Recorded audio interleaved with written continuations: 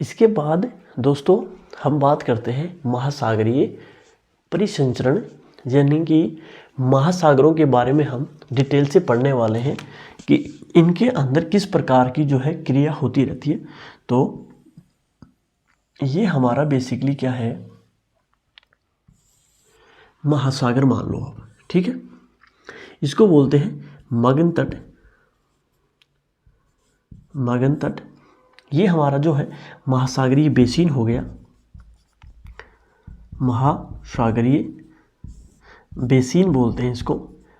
कहने का अर्थ ये है कि महासागरों के अंदर पाया जाने वाला मैदान, ठीक है। बेसिन बोल दो या फिर मैदान बोल दो। यहाँ पे विभिन्न प्रकार की पहाड़ियाँ भी होती हैं जिनको महासागरीय कटक बोला जाता है। महासागरीय कटक बोला जाता है। हम पढ़ रहे हैं जल के बारे में। हमारी जो मुख्यतः यहाँ पे जानना है जल के बारे में। तो ये जो जल है वो विभिन्न प्रकार की जो है क्रियाएं करता है। सबसे पहले यहाँ पे हम देखते हैं बीच बने हुए हैं, यानी कि महासागर में जब किसी प्रकार का उत्पाद बहकर वो तटों की साइड आ जाता है तो यहाँ पे महीन मिट्टी जम जाती है। इसी को बोलते हैं, हमने कल पढ़ा था, पुलीन बोलते हैं इसको। पुलीन बोला जाता है या बोल दो बीच, ठीक है, इसको बोला जाता है। इसके बाद में दोस्तों महासागर जो होते हैं उनके ऊपर हवा चलती रहती है। और हमने कल बात करी थी कि यहाँ पे जो वायुदाब है वो उच्च पाया जाता है, क्योंकि यहाँ पे वायु जो होती है वो मुख्यतः ठंडी पाई जाती है। तो जब हवा चलती है तो हवा के साथ कुछ पानी भी इनके साथ बहने लग जाता है। ये क्या है, वायु, पवने। तो पवनों के साथ कुछ पानी भी बहने लग जाता है और इन्हीं को क्या बोला जाता है, तरंगे बोला जाता है। तरंगे बोला जाता है। इनको बोलते हैं महासागरीय तरंगे। इनको क्या बोला जाता है, महासागरीय तरंगे, द ओशन वेव्स, तरंगे। दूसरी चीज़ दोस्तों, जब इसको मिटा के मैं थोड़ा सा और समझाता हूँ आपको। ये वायु के साथ बहने वाली जितनी तेज वायु होगी उतनी ही तेज लहरें चलेंगी। इसके बाद में दोस्तों महासागरीय जो पानी है वो कई बार उठ जाता है और वापिस बैठ जाता है। ये पानी का उठना है, ठीक है, और ये यहाँ पे बैठना हो गया। पानी का उत्थान और यहाँ पे निम्न, यानी कि पानी का गिरना। पानी का गिरना, इस क्रिया को बोला जाता है ज्वार भाटा। ज्वार भाटा, इस क्रिया को, यानी कि पानी का उठना ज्वार और नीचे वापस गिरना भाटा, इसको बोलते हैं ज्वार और इसको बोला जाता है भाटा, ठीक है। वहीं पे जब लहर बड़ा रूप ले लेती है, जब लहर बड़ा रूप ले लेती है और वो तीव्र गति से चलती है तो उसी को हम बोल देते हैं महासागरीय धाराएं। जब महासागरों के ऊपर, ये हमने ज्वार भाटे को यहाँ पे कंप्लीट कर लिया। इसके बाद में हम बात कर रहे हैं धाराओं की। तो जब तरंगें बड़ा रूप ले लेती हैं तो इन्हीं को हम बोलते हैं धाराएं।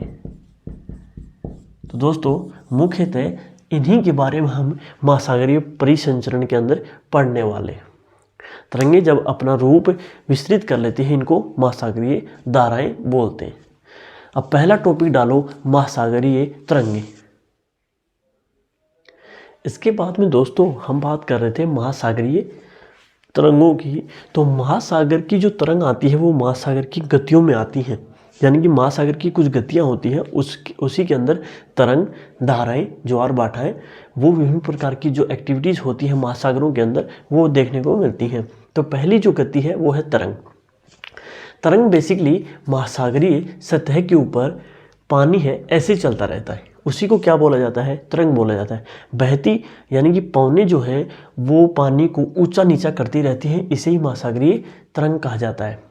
जैसे ये ऐसे पानी जो है वो ऐसे बहता चला जाता है। कई बार ये तरंगें, अब पहले इसकी बात कर लेते हैं, ये जो तरंग होती हैं उनका कारण क्या होता है। तो पहले तो मैंने बताया कि वायु जब बहती है तो ये अपने साथ पानी को ले जाती है, तो पहला तो हो गया वायु का चलना। दूसरा कारण हो सकता है भूकंप। भूकंप के कारण भी, जैसे महासागर में भूकंप आया यहाँ पे, तो इससे पूरे पानी में हलचल हो जाएगी, तो इससे भी क्या हो जाता है, तरंग उत्पन्न हो सकती हैं, जिसको हम क्या बोलते हैं, सुनामी। यदि हमने पिछली क्लास में बात करा था कि स्थल भाग के ऊपर जब भूकंप आते हैं तो उसको तो हम भूकंप कह देते हैं, लेकिन जब यही भूकंप समुद्री भागों में आता है तो इसको हम बोल देते हैं सुनामी। ठीक है, इसके बाद में हो सकता है समुद्र के अंदर भूस्खलन आया हो। हमने बात करी थी कि यहाँ पे विभिन्न प्रकार की क्या है, कटक बनी रहती हैं, कटक। ठीक है, यानी कि अंदर पहाड़ियाँ बनी रहती हैं। पहाड़ियाँ जब धंस जाती हैं, उनके अंदर विभिन्न प्रकार की क्रिया हो जाती है, तो उनसे भी क्या, तरंगों का निर्माण हो सकता है। या फिर ज्वालामुखी उद्गार, जैसे किसी कटक के ऊपर ज्वालामुखी का उद्गार हो गया, यहाँ पे ज्वालामुखी उद्गार हो गया, इससे भी समुद्री जो जल है उसमें कंपन होने लग जाता है और समुद्री सतह के ऊपर तरंगों का निर्माण हो जाता है। जैसे सुनामी की बात हमने करी, तो 2004 के अंदर पूर्वी भारत के तटों पर भयंकर क्या आई थी, सुनामी आई थी। तो उससे क्या हुआ, हमारा जो पूर्वी भाग है, पूर्वी तट जो थे वो बुरी तरीके से प्रभावित हुए और इनमें लाखों लोगों की जान गई। तो ये सुनामी जो है वो 15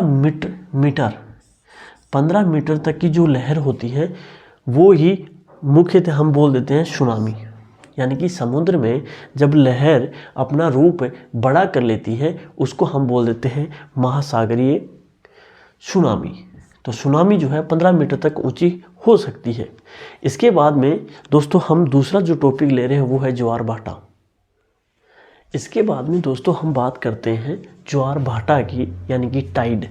तो महासागर में दूसरी जो गति होती है वो होती है महासागरीय ज्वार भाटा। अब ज्वार भाटा क्या होता है, पूरे दिन में यानी कि 24 घंटे के अंदर समुद्र का जो पानी होता है वो दो बार क्या होता है, उठता है और वापस अपने स्थान पे आ जाता है। उठे हुए पानी को हम बोल देते हैं ज्वार, और वापिस ये नीचे गिर जाता है, इसको बोलते हैं भाटा। जब महासागरीय जल एक बार ऊपर उठता है उसको तो बोलते हैं ज्वार, और जो वापिस अपनी सतह पे आ जाता है उसको बोलते हैं भाटा। ठीक है, तो टाइड को हम पढ़ने वाले हैं। दिन में 2 बार महासागरीय जल का उठना वह गिरना क्या कहलाता है, ज्वार भाटा कहलाता है। जब पानी उड़ता है, उठे हुए पानी को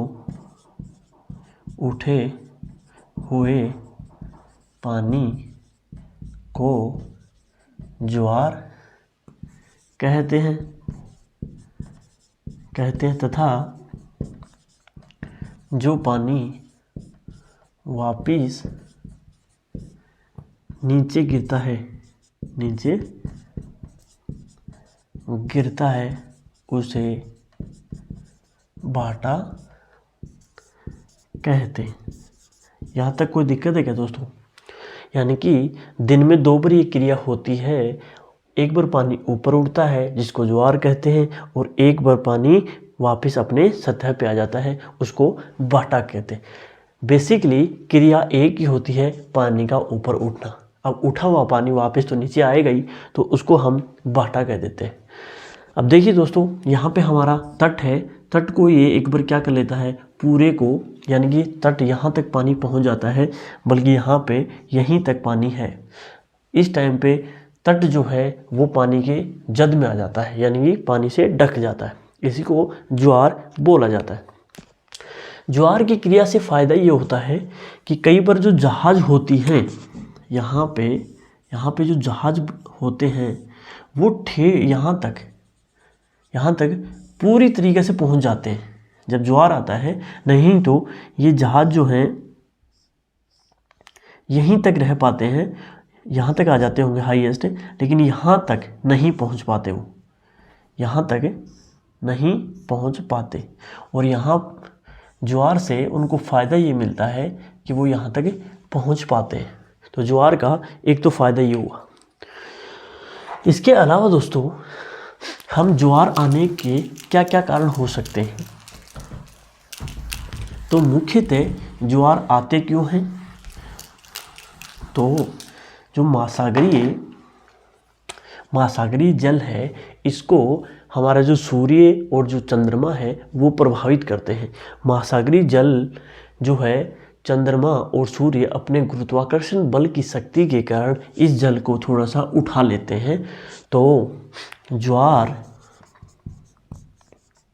भाटा के कारण जो है, पहला कारण यही है।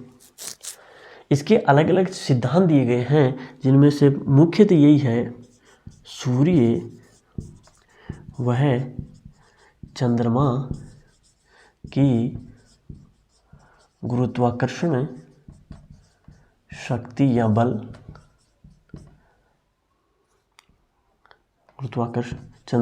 सूर्य व चंद्रमा का गुरुत्वाकर्षण बल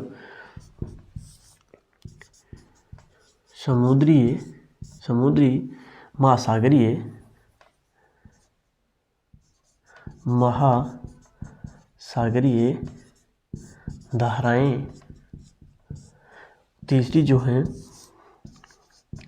आंतरिक तरंगें। तो दोस्तों, अलग अलग थ्योरी दी गई है अलग अलग लोगों के द्वारा कि महासागरीय जो ज्वार आते हैं वो मुख्यतः एक तो होते हैं सूर्य व चंद्रमा का गुरुत्वाकर्षण बल की शक्ति के कारण जो पानी है वो उठ जाता है। वहीं पे कुछ महासागरीय धाराएं जो है वो भी इनको प्रभावित करती हैं। और तीसरी जो है आंतरिक कुछ तरंगें चलती रहती हैं जो पानी को क्या कर देती हैं, अपलिफ्ट कर देती हैं, उठा देती हैं। वहीं पे बात करें, ज्वार भाटे हैं वो दो प्रकार के होते हैं। एक तो होते हैं वृहत और दूसरे होते हैं लघु। यानी कि एक जो ज्वार भाटा है वो अधिक आएगा और एक ज्वार भाटा है वो निम्न आएगा। ज्वार भाटे का कारण हो गया। वहीं पे बात करें हम ज्वार भाटा के प्रकार, तो ये मुख्यतः दो प्रकार के होते हैं। पहला है वृहत ज्वार। वृहत ज्वार कब आता है, तो वृहत ज्वार जो है मोस्टली कब आता है, पूर्णिमा और अमावस्या को आता है। अमावस्या को तो ये आता है। इसकी कंडीशन क्या रहती हैं, तो इसकी कंडीशन ये रहती हैं, ये हमारा सूर्य है, ये हमारा चंद्रमा और ये हमारी पृथ्वी। इसके ऊपर जो पानी है वो ऐसे उठ जाता है दोनों साइड से। एक तो कंडीशन में इस साइड आता है पृथ्वी, ये गुरुत्वाकर्षण बल दोनों रूप से करते हैं। पहली कंडीशन में तो इस प्रकार जो है वो ज्वार देखने को मिलता है। दूसरी कंडीशन में वृहत ज्वार है वो अमावस्या और पूर्णिमा को ही देखने को मिलता है। इसमें जो सूर्य हमारा ये हो गया, वहीं पे चंद्रमा बीच में नहीं रहेगा, अब की बार चंद्रमा इस साइड आ जाएगा। ये हमारी पृथ्वी है और यहाँ पे हो गया चंद्रमा। तब भी ये गुरुत्वाकर्षण बल है वो दोनों काम करेंगे और ये जो महासागरीय जल है वो दोनों साइड से जो है वो उठ जाएगा। इन दोनों कंडीशन में जो है ये वृहद ज्वार आता है। ठीक है, इसके बाद में हम बात करें लघु ज्वार की। लघु ज्वार, लघु ज्वार जो है वो मुख्यतः तब आता है जब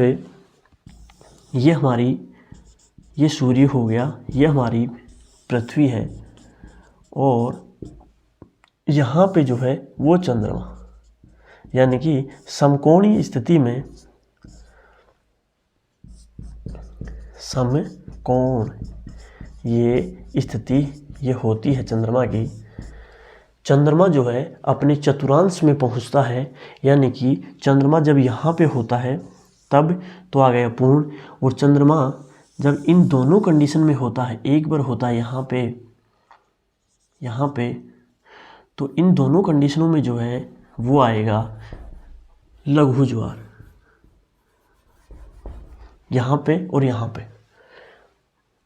ठीक है, हम बेसिकली लघु ज्वार को पढ़ रहे हैं। तो दोनों कंडीशन में यहाँ पे समकोण स्थिति में जो है चतुर्थांश में जब चंद्रमा पहुँचता है तब लघु ज्वार उत्पन्न होता है। तो ये हमारे मुख्यतः ज्वार भाटा के प्रकार थे, दो प्रकार के होते हैं। वृहद ज्वार तब आता है पूर्णिमा और अमावस्या के दिन ये देखने को मिलता है, और जब तीनों वृहद ज्वार तब आता है जब सूर्य, चंद्रमा और पृथ्वी एक सिद्ध में होते हैं, तब भी आता है। और तब भी आता है दूसरी कंडीशन में सूर्य चंद्रमा के बीच जब पृथ्वी आ जाती है। वहीं पे लघु ज्वार तब आता है जब चंद्रमा पृथ्वी के समकोणीय स्थिति में आता है, यानी कि अपने चतुर्थांश में। ठीक है, तब भी लघु ज्वार देखने को मिलता है। ठीक है, इसके बाद में हम बात करेंगे, इसके बाद में दोस्तों हम ज्वार भाटा की थोड़ी सी थ्योरी देख लेते हैं। तो मुख्य दो प्रकार का ज्वार भाटा होता है, पहला वृहद ज्वार, दूसरा है लघु ज्वार। वृहद ज्वार जो है वो दो प्रकार से आता है, यानी कि ये आता तो अमावस्या और पूर्णिमा को है, लेकिन जब पृथ्वी, चंद्रमा और सूर्य एक रेखा में होते हैं। वहीं पे दूसरा वृहद ज्वार तब आएगा जब सूर्य और पृथ्वी के मध्य क्या आ जाएगी, चंद्रमा आ जाएगी। तो दो कंडीशन में वृहद ज्वार आता है। वहीं पे लघु ज्वार जो आता है सूर्य व पृथ्वी की समकोणीय स्थिति में जब चंद्रमा पहुंचता है, तो इस समय चंद्रमा जो है चतुर्थांश में रहता है, और इस तब ही लघु ज्वार देखने को मिलते हैं। बेसिकली ज्वार भाटे से वृहद ज्वार जब आते हैं तो इसके दो तीन फायदे होते हैं। एक तो जहाज जो है वो तट तक आसानी से पहुंच पाता है। दूसरा जो है इसमें मछलियां, जो मछुआरे होते हैं वो मछलियां आसानी से पकड़ सकते हैं। और तीसरी कंडीशन में कई बार वृहद ज्वार से कई जगह विद्युत भी उत्पादन की जाती है। तो ये तीन जो है बेसिकली फ़ायदे इसके होते हैं। इसके बाद में हम बात करेंगे महासागरीय धाराओं की। इसके बाद में दोस्तों हम बात करते हैं महासागरीय धाराओं की। तो महासागर की जो धारा होती है वो नियमित रूप से बहने वाली जल की धाराएं होती हैं, जो नियमित रूप से कहाँ चलती हैं, समुद्रीय या महासागरीय सतह के ऊपर। तो ये मुख्यतः दो प्रकार की होती हैं, एक होती है ठंडी, एक होती है गर्म। अब गर्म कौन सी होंगी, तो ठंडी व गर्म यानी कि ध्रुवों की तरफ से बहने वाली जो है, यानी कि ये तो होंगी, ये हमारे ध्रुव हैं। वो मध्य रेखा ये है 0 डिग्री जिसको बोलते हैं, यहाँ से जो रेखा ऊपर की तरफ चलेगी उसको तो बोलते हैं गर्म धारा। और जो ध्रुवों से, ये हमारे ध्रुव हैं, ध्रुवों से विषुवत रेखा की तरफ चलेगी उसको हम क्या बोल देते हैं, ठंडी धारा। तो ये दो प्रकार की धाराएं होती हैं। जैसे गर्म जो है गल्फ स्ट्रीम इनको बोला जाता है, वहीं पे जो ठंडी धाराएं होती हैं उनको हम बोलते हैं लैब्राडोर जल धाराएं। अब इसको हम वर्ल्ड मैप में समझेंगे, तो आप एक वर्ल्ड मैप तैयार करें। इसके बाद में दोस्तों हम महासागरीय धाराओं की जो विश्व स्तर के ऊपर स्थिति है वो जानने की कोशिश करेंगे। तो विश्व स्तर के ऊपर कुछ महत्वपूर्ण जो धाराएं हैं वो इस प्रकार से जो है फैली हुई है। सबसे पहले हर महासागर के अंदर ये एक प्रकार का चक्कर बन जाता है। चक्कर जैसे ये दक्षिणी प्रशांत महासागर की कुछ धाराएं हैं। जैसे जितनी भी विषुवत रेखा के अपोजिट स्थिति में चलती है उनको विषुवत विपरीत धारा बोला जाता है। विषुवत रेखीय विपरीत धारा बोला जाता है। ये जो रेखा खींच रही है यहाँ पे, ये है अटलांटिक महासागर, इसमें भी यहाँ पे विपरीत धारा बनेगी। हिंद महासागर में भी विपरीत जो है वो रेखीय धारा बनेगी और यहाँ पे प्रशांत में बनेगी। वहीं पे ये तो हो गई दक्षिणी विपरीत धाराएं। उत्तरी गोलार्ध में ये जो विषुवत रेखा से उत्तर में है यहाँ पे भी एक चक्कर बनता है और यहाँ पे विषुवत रेखा के निकट जितनी भी धाराएं चलेंगी उनको हम बोलते हैं उत्तरी विषुवत धाराएं। यहाँ पे भी उत्तरी विषुवत धाराएं बनेंगी और यहाँ पे भी उत्तरी विषुवत धारा देखने को मिलती है। वहीं पे बात करते हैं हम कि जो यहाँ से विषुवत रेखा से जो धाराएं उत्तर की तरफ चलेंगी वो गर्म होंगी और जो ध्रुव की साइड से विषुवत रेखा की तरफ चलेंगी वो ठंडी होंगी। यानी कि ध्रुव से हवा ठंडी होती है और यहाँ पे वायु गर्म रहती है। सबसे पहले बात करते हैं हम प्रशांत महासागर की।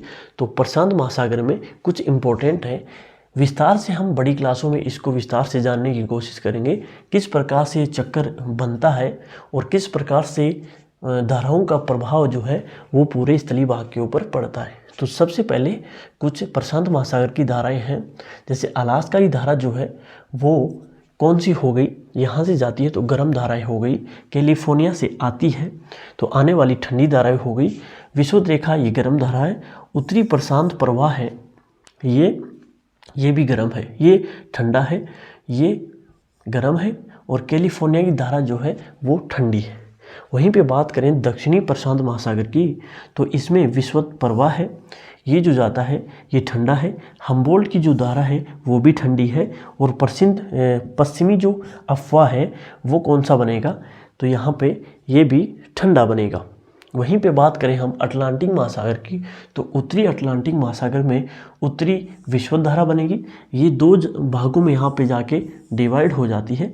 एक को बोल देते हैं गल्फ स्ट्रीम, ये जो है वो गर्म है और लेब्राडोर जो है वो उत्तर से आती है तो ये ठंडी हो गई। ये आगे दो शाखाओं में बढ़ जाती है, इसको उत्तरी अटलांटिक अफवाह बोलते हैं, यानी कि ये गर्म है। और कैनरी जो है उत्तर से आती है तो ये ठंडी हो गई। ये वापस यहाँ पे जो है एक चक्कर बनाता है किसके अंदर, अटलांटिक महासागर में, यानी कि इसको बोल देते हैं उत्तरी अटलांटिक धारा चक्कर। ये इस प्रकार से एक चक्कर बनता है किसमें, अटलांटिक महासागर में। वहीं पे दक्षिणी अटलांटिक महासागर में जाने वाली जो रेखाएं हैं बेंगुला धारा, इक्वेडोर विपरीत धारा और ब्राजीलियन, तो ये है गर्म। और फॉकलैंड की जो है नीचे से जाती है ये है ठंडी, बेंगुला की ठंडी है।